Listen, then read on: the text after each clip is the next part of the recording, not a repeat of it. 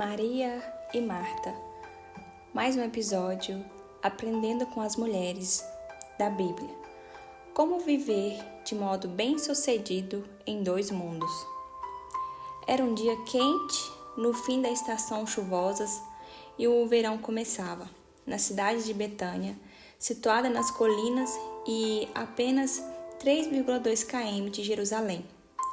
Localizava-se a casa de Marta, provavelmente uma viúva próspera que acolhera seus irmãos Maria e Lázaro.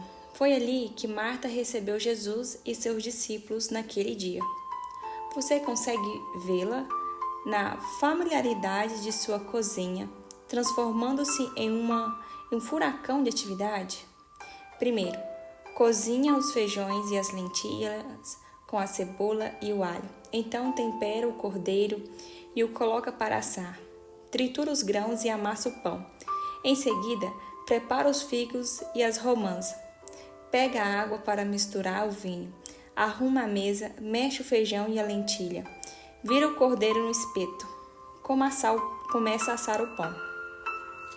Olhando para fora, Marta percebe que logo seria a hora da refeição, e ela estava longe de terminar.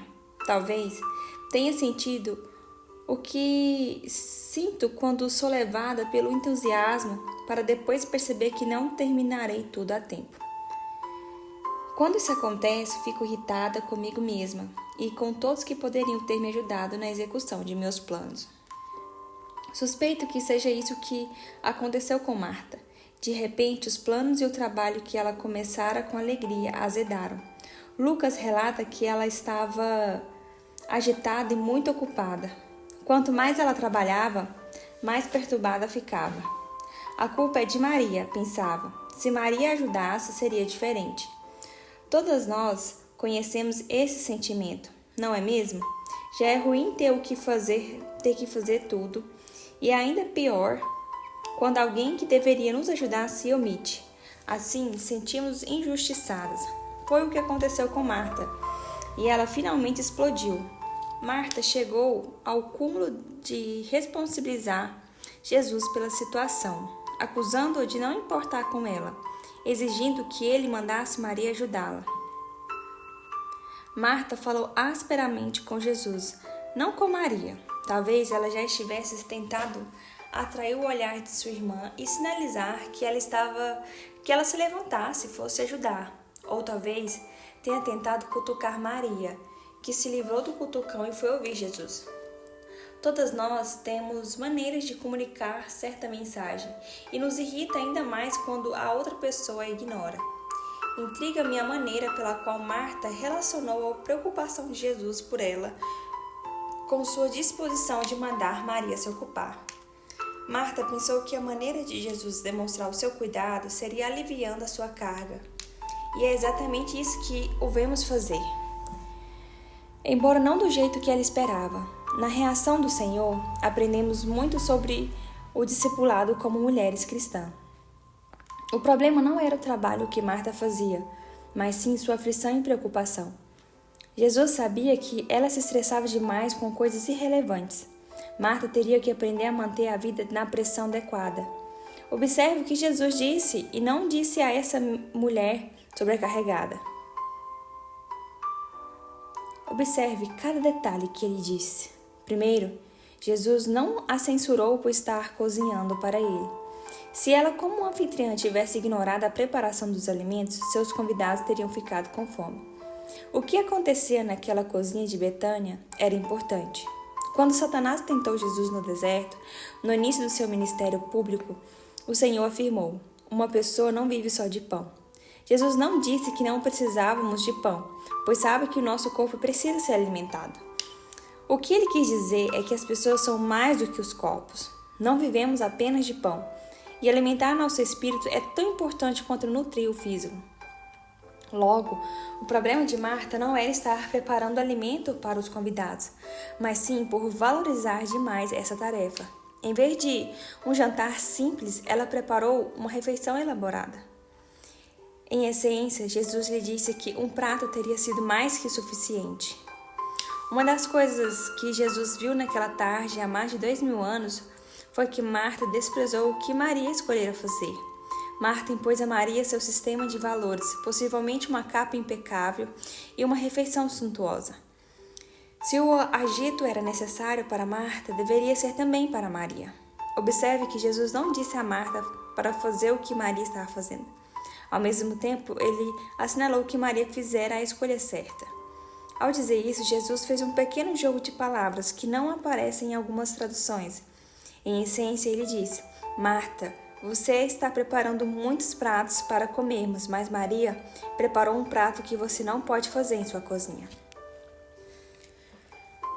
Ao passo que o alimento é necessário, cozinhar algo muito mais simples teria sido melhor, pois permitiria que Marta continuasse sentada com Maria aprendendo de Jesus Cristo. Você pensa que Jesus foi severo com Marta? Afinal de contas, ela estava fazendo todo o trabalho para lhe servir. Ainda assim, você acha que ele se agradou do pedido que ela lhe fez, mandar Maria se levantar e ajudá-la? Você acredita que Maria se agradou de ser humilhada desse jeito?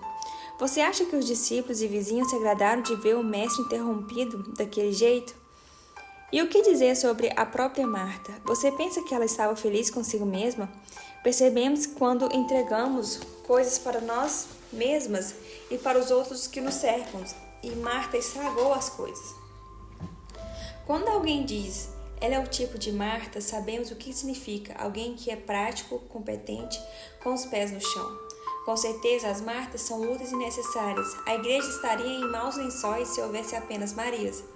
Mas no que se refere a esboçar um modelo ou ideal, é Maria até o fim. Isso nos coloca numa situação difícil quando pensamos a respeito. O trabalho de Marta é necessário na igreja e no lar, mas Maria recebe a auréola. O reformador Martinho Lutero escreveu: Marta, sua obra deve ser punida e considerada um zero à esquerda. Eu ficarei apenas com a obra de Maria. Palavras duras. Assim, sinto-me um pouco sem graça com relação a ser uma Marta. Mas Martinho Lutero estava errado. A obra de Marta não deve ser punida e considerada uma zero à esquerda. A atitude dessa mulher precisava de correção. A sua perspectiva precisava mudar.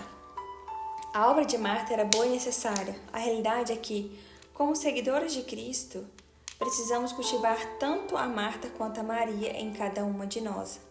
O que Jesus queria naquele dia não era as lentilhas, nem o cordeiro de Marta, mas a própria Marta. O único prato que ela não poderia preparar em sua cozinha era um relacionamento com Deus. Ela poderia preparar esse prato apenas permanecendo aos pés de Jesus e pedindo que ele suprisse o alimento para a sua alma. Marta queria que Jesus aliviasse sua carga naquele dia. Ele fez exatamente isso, mas não do jeito que ela pensou que deveria ser feito. Jesus sabia que o nosso relacionamento com Deus não se desenvolve em meio às ocupações e preocupações. A única coisa necessária é ouvir Deus falar conosco. Maria escolheu investir tempo nesse relacionamento essencial e não se distrair com coisas secundárias. Marta deve ser uma Maria, escreveu um comentarista.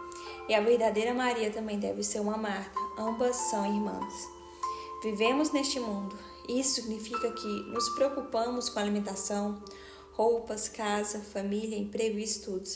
Mas também habitamos no mundo espiritual, no qual preocupamos com o nosso relacionamento com Deus. Preocupar-se mais com o mundo era o verdadeiro problema de Marta. Para cumprir nossas responsabilidades, acertamos nossas prioridades. Que Jesus ministre em nós antes que possamos ministrar por Ele. Esta é a ordenança de Deus, que primeiro amemos ao Senhor, o nosso Deus, de todo o nosso coração, de toda a nossa alma, de todas as nossas forças e de todo o nosso entendimento. E então estaremos preparados para amar o nosso próximo como a nós mesmos. Se fizermos o contrário, podemos terminar nos sentindo extenuadas e desconsideradas, mas enquanto mantivermos nossa prioridade alinhadas com as prioridades de Deus, descobriremos que o Senhor nos capacita a fazer o que precisa ser feito com alegria e satisfação. Amém.